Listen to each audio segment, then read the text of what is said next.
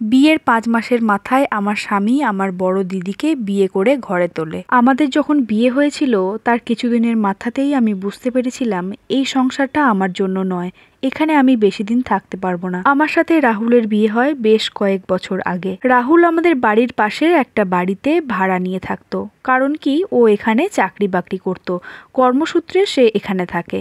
তাকে আমি কিছু না জেনে বুঝে শুধুমাত্র দেখেই অনেক ভালোবেসে ফেলেছিলাম, কিন্তু আমি এটা জানতাম না রাহুলের সঙ্গে আমার দিদিরও একটা সম্পর্ক রয়েছে। আমার বাড়ির মানুষজন যখন আমার দিদির বিয়ের দেখাশোনা করে তখন আমার দিদি বলে যে আমি বিয়ে করতে পারবো না, আমার সঙ্গে একটা ছেলের সম্পর্ক রয়েছে। তখন আমার বাড়ির লোকজন দিদির ওই সম্পর্ককে বাড়িতে নিয়ে আসতে বলে। তখন দেখি রাহুল তার বাবা মাকে নিয়ে আমাদের বাড়িতে এসেছে।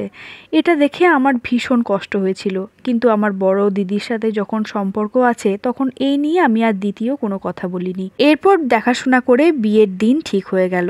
বিয়ের দিন হঠাৎ করে রাত্রিবেলায় আমার বড় দিদিকে পাওয়া যাচ্ছে না। এদিকে বিয়ে বাড়িতে লোকজনে ভর্তি, বড় এসে গেছে। তখন একরকম বাধ্য হয়ে রাহুল আমাকে বিয়ে করেছিল, কিন্তু আমি মনে মনে ভীষণ খুশি হয়েছিলাম, কারণ আমি ভেবেছিলাম ভগবান হয়তো আমার সত্যিকারের ভালোবাসার দাম দিয়েছে। বিয়ে করে শ্বশুরবাড়ি যেতেই রাহুলের আসল রূপটা আমার চোখের সামনে ধরা পড়লো। সে আমার সাথে মানসিক শারীরিক কোনো রকম সম্পর্কেই জড়াতে চায় না, কিছুদিনের মধ্যেই বুঝতে পারলাম। ইতিমধ্যে আমার বড়দিও আমাদের বাড়িতে ফিরে আসলো, আর বাড়ি ফিরে এসে আবারও সে রাহুলের সাথে যোগাযোগ শুরু করলো। একথা আমি রাহুলকে বললে রাহুল বলে, আজ যদি তোমার দিদি আবারও আমাকে বিয়ে করতে চায় তাহলে আমি আবারও তোমাকে ছেড়ে দিয়ে আমি তোমার দিদিকে বিয়ে করব। এই সমস্ত ঘটনা তারপর আমি আমার বাবার বাড়িতে জানাই। আমার বাবার বাড়ির মানুষজন আমার দিদির প্রথমত ওই কর্মতেই খুবই ওর প্রতি রেগেছিল, তারপর আবার বোনের সংসার ভাঙতে চেষ্টা করছে দেখে তার প্রতি আরও রেগে গেল।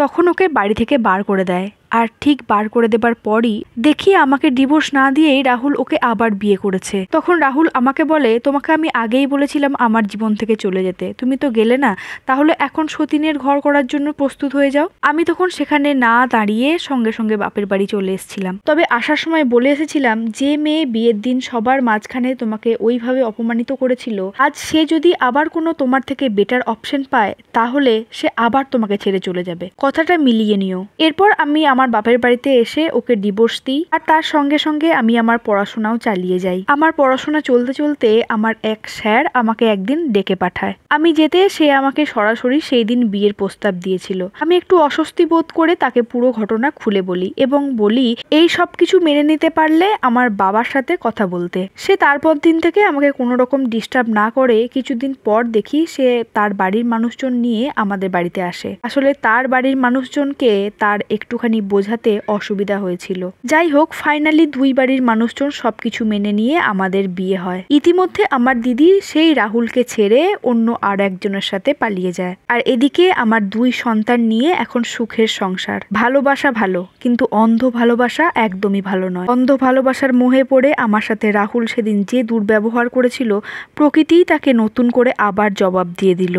এই গল্পের সাথে আমার জীবনের কোনো মিল নেই, ভালো লাগলো তাই শেয়ার করলাম। তোমরা যদি তোমাদের জীবনের গল্প আমার সাথে শেয়ার করতে চাও অবশ্যই আমার সাথে ইনবক্সে যোগাযোগ করতে পারো। আজকের এই লাইফ স্টোরিটা তোমাদের কেমন লাগলো জানাতে ভুলো না। আজ তাহলে এই ভিডিওটা এখানেই শেষ করছি। সকলে ভালো থেকো, টাটা।